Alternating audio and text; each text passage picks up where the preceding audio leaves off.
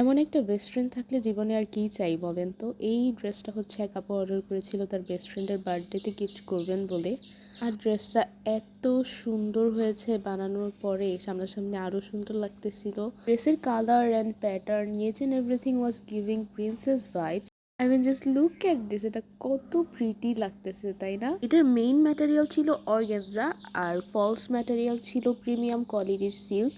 তো দুইটাই যেহেতু শাইনি ম্যাটেরিয়াল, এটা এত শাইন করতেছিল, অনেক সুন্দর লাগবে যদি এটা পরে সানলাইটে ছবি তোলা হয়, একদম চিকচিক করবে। আপনারা চাইলে ড্রেসটার কালার কাস্টমাইজ করে অর্ডার করতে পারেন।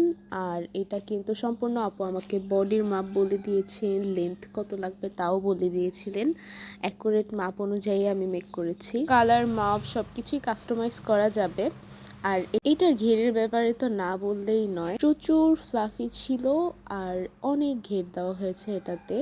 এটা যে আপু অর্ডার করেছেন, আপুটা অনেক সুইট ছিলেন, আপুর বিহেভিয়ার খুবই সুন্দর ছিল।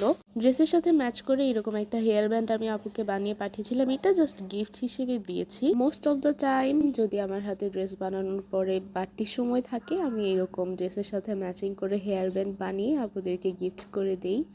ড্রেসের সাথে পরলে কিন্তু দেখতে সুন্দর লাগবে। আর এটা হচ্ছে আপুর রিভিউটা।